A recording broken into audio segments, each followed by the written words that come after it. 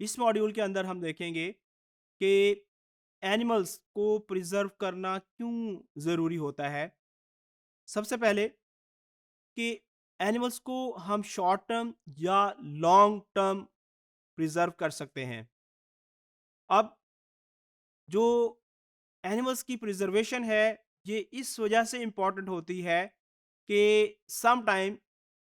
वो ऑर्गेनिज्म जिसको हमने प्रिजर्व किया है, उसको एज ए रेफरेंस के तौर पर हमने यूज करना होता है। अब जब किसी एनिमल को एज ए रेफरेंस के तौर पर यूज करना हो, तो ये जरूरी है कि उसको अच्छे तरीके से प्रिजर्व किया जाए और उसके तमाम जो मॉर्फोलॉजिकल फीचर्स हैं उनको इंटैक्ट रखा जाए। इसी तरीके से वर्टिब्रेट और इनवर्टिब्रेट जो है, इनकी प्रिजर्वेशन के लिए बहुत सारे मेथड्स हैं। अब हम डिस्कस करते हैं कि जो एनिमल्स हैं उनकी प्रिजर्वेशंस की रीजंस क्या हैं। सबसे पहले टेक्सोनोमिक रीजंस, क्योंकि ऑर्गेनिजम्स को जब हम आइडेंटिफाई कर रहे होते हैं, तो उनमें से हम किसी एक एनिमल को एज ए रेफरेंस एनिमल या एज ए होलो टाइप हम सिलेक्ट कर लेते हैं और इसको म्यूजियम के अंदर हम महफूज करवा देते हैं, इसको प्रिजर्व कर लेते हैं, ताकि बाद में अगर कोई भी पर्सन, कोई भी टेक्सोनोमिस्ट इस एनिमल के ऊपर स्टडी करना चाहता है या इस स्पेसिमेन से रिलेटेड और इंडिविजुअल्स के ऊपर स्टडी करना चाहता है, तो वो इस प्रिजर्व एनिमल को एज ए मॉडल के तौर पर इस्तेमाल कर सके। इसी तरीके से फॉर टेक्सोनोमिक एग्जामिनेशंस या डिटेल एग्जामिनेशन, अगर हम इंडिविजुअल्स के बारे में डिटेल लेना चाहते हैं,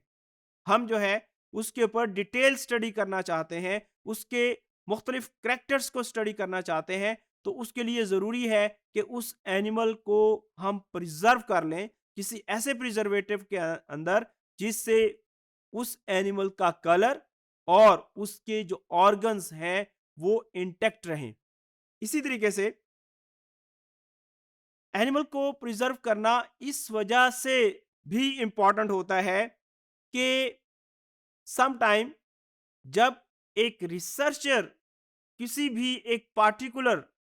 एनिमल के ऊपर स्टडी करना चाहता है, तो जरूरी नहीं होता कि ये जो एनिमल जिसके ऊपर टेक्सोनोमिस्ट इंटरेस्टेड है वो उसकी विसिनिटी के अंदर मौजूद हो, या उस एनिमल की जो लोकेलिटी है वहां तक अप्रोच करना आसान हो।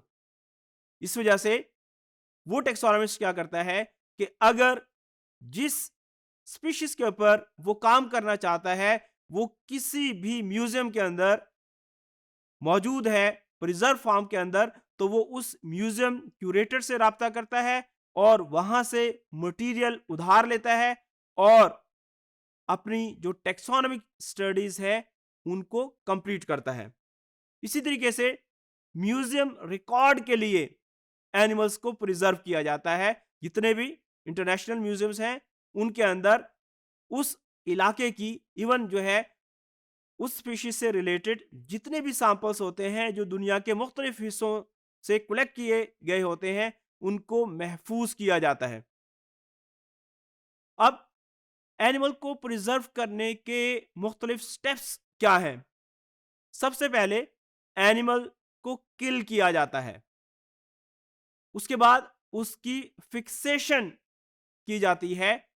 उस एनिमल की बॉडी के अंदर जो रेस्पिरेशन का सेलुलर रेस्पिरेशन होती है, या उसकी बॉडी के अंदर जो माइक्रो ऑर्गेनिजम्स हैं, बैक्टीरिया हैं, उनको खत्म किया जाता है। उसके बाद खास किस्म के जार्स के अंदर, बॉटल्स के अंदर उन एनिमल्स को खास प्रिजर्वेटिव के अंदर रखकर प्रिजर्व किया जाता है। अब जो स्पेसिमेंस हैं ये मुख्तलिफ किस्म के हो सकते हैं। फॉर एग्जाम्पल कुछ स्पेसिमेन ऐसे होते हैं जिनको कंप्लीटली किसी प्रिजर्वेटिव के अंदर डिप किया जाता है। फॉर एग्जाम्पल अगर हम हिस्टोलॉजिकल स्टडीज कर रहे हैं या फिर अनाटॉमी की स्टडी कर रहे हैं, तो उसके लिए ज़रूरी है कि जो टिश्यू है उसको एक प्रिजर्वेटिव के अंदर मुकम्मल तौर पर वेट किया जाए। इसी तरीके से सम टाइम हमें एनिमल की स्किन चाहिए होती है और उस स्किन के साथ उसकी स्कल भी चाहिए होती है। कुछ स्टडीज के अंदर ये इंपॉर्टेंट होता है कि उस एनिमल्स का जो कलर है, उसकी जो स्किन है, वो अपनी ओरिजिनल हालत के अंदर मौजूद हो, ताकि उसके ऊपर या उसके अंदर जो इंपॉर्टेंट बोन्स हैं वो मौजूद हों, ताकि उस एनिमल के ऊपर स्टडी की जा सके। इसी तरीके से बहुत सारे जो एनिमल्स हैं उसका जो कंप्लीट स्केलेटन है बहुत ज़रूरी होता है, क्योंकि बहुत सारे जो टेक्सोनोमिस्ट हैं उस एनिमल की जो स्केलेटन है उसकी बेस के ऊपर एज डिटरमिन करते हैं, उसकी अनाटमी